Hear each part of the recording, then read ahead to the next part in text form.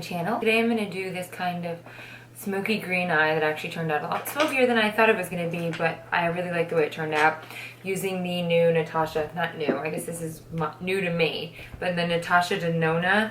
It's her greens and like browns, so her neutrals, and I absolutely loved this palette. It was intense, like the colors are so very intense. So if you want to know how I got this look, keep watching. Hey guys, so I'm going to do minimal voiceovers today. I'm just going to start off using a paint pot because I am going straight into eyes instead of my face. And I'm going to blend it out with a beauty blender. And now I'm going to start by putting this vanilla shade on my lid and just setting the paint pot and working on the transition.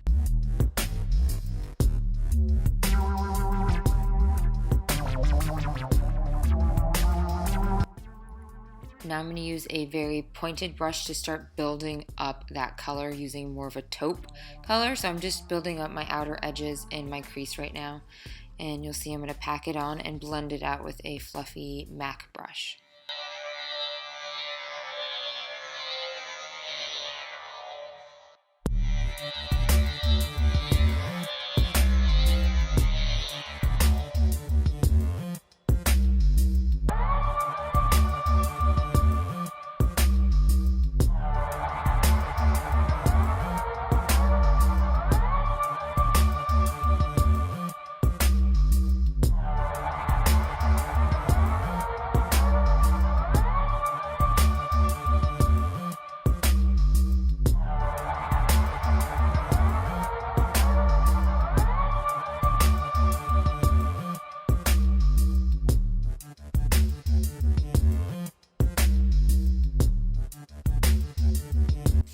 Now I'm going to take that paint pot again and just redo kind of the inner edges because I'm trying to give that green shadow the most solid base to stick to, since that is a very intense kind of, almost like a pressed, I would say like a pressed pigment almost.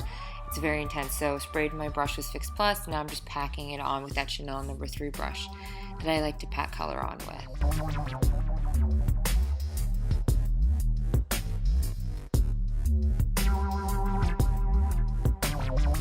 Now going back in with the pointy brush in that kind of darker brown shade, I am just going to keep packing and darkening and blending that green into the brown. So it's definitely a process of just constantly packing and blending with these shadows because they are so highly pigmented. Right now it just looks like a green glob. I'm going to take that kind of lighter color green that you can see and just add a little bit of dimension on top of the other green, particularly in my corner, and then I'm just blending it out. As always, blend, blend, blend.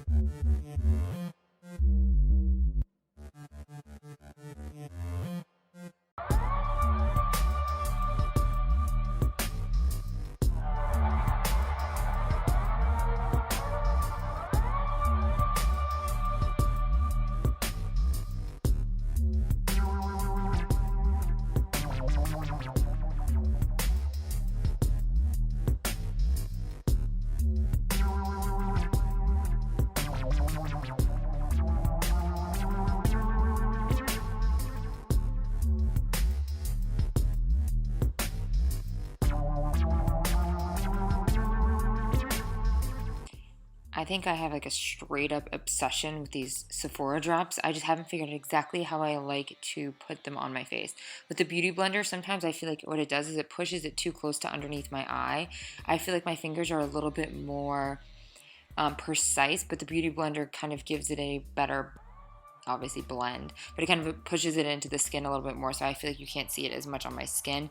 So I don't know, I can't decide. And then I'm also using my Chanel bronzer, my cream one, because I haven't put any powder on my face because I feel like it, and I'm getting excited because it's actually going to be spring here soon and warm, and I can get some sun because I look so pale. So as you can see, I'm just warming up my entire face because I look white as hell. Jeez Louise.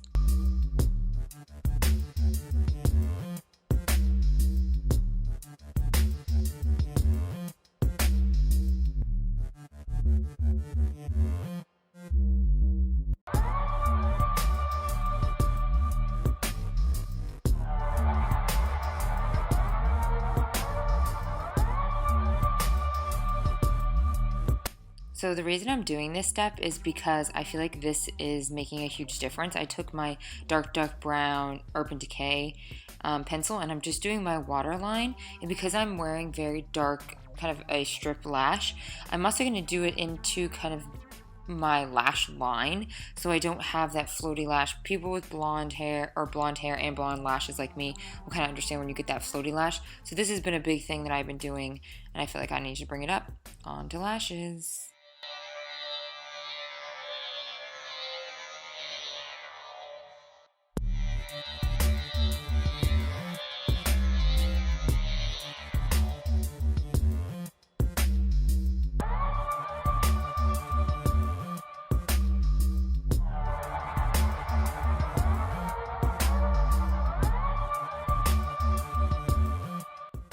I actually ended up grabbing that darkest green and kind of using that to blend it all in, because I originally wasn't going to put green on the bottom lashes, but I don't know, I felt like it needed to kind of tie together. It was kind of brown heavy on the bottom, so that dark green was gorgeous, and I'm just going to use it to kind of blend out all that brown on the lash line.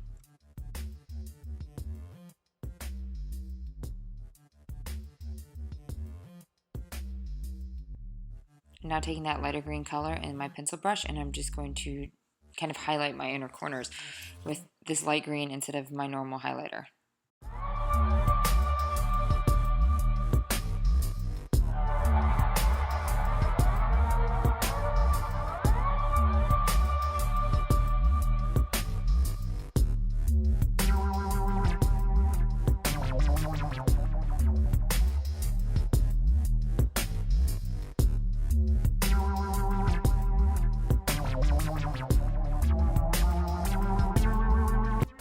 Felt like it was kind of messy, so I took that vanilla shade that's kind of has a shimmer to it, and I just used it to highlight my brow bone, but I'm also kind of using it to clean up the transition color.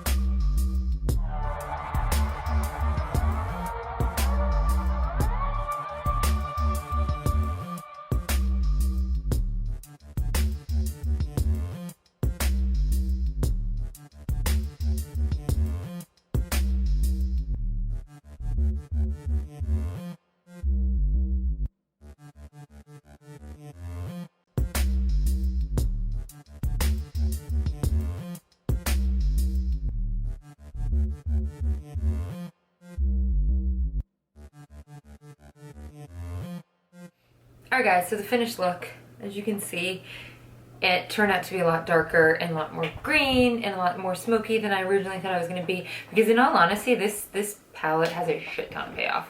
But with the payoff comes a lot of fallout. So that's why you saw me do my eyes first instead of my face, because I had a ton of fallout through here, because it's just such high pigmentation on the colors. But I really did like them. I thought all these greens, I used all three of those greens, and they were just absolutely gorgeous. I'd like to use some of these kind of like light blues and light greens. That would be really pretty. Maybe this gold that's like just looks so gold.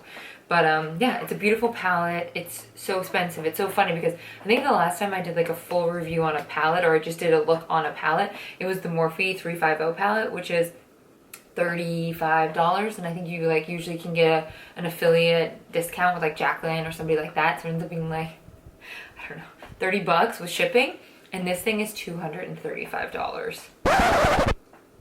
Took a minute for you to get over that. $235. It ships from Israel. Natasha Denona is an Israeli makeup artist. She's really well known.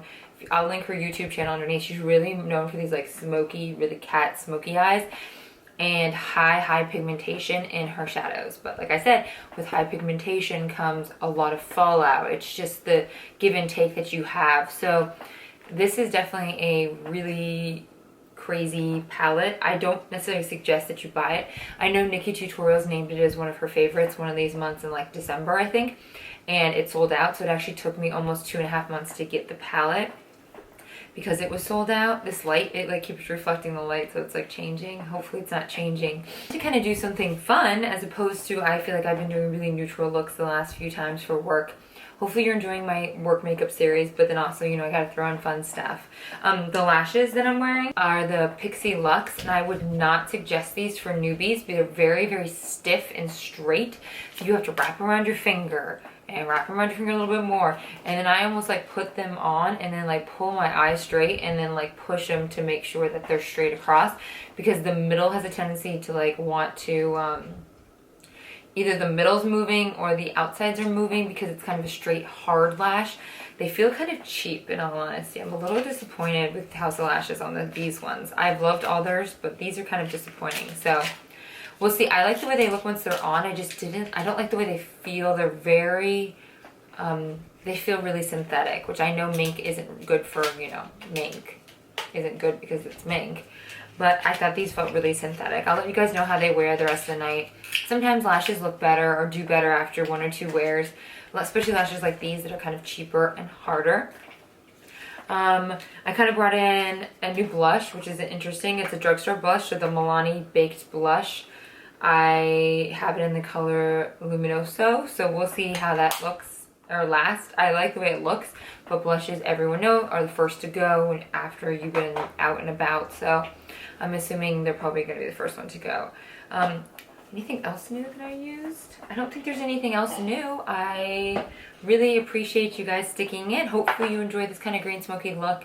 And so with that said, guys, hope you enjoyed this video, and I'll talk to you soon. All right, thanks. Bye.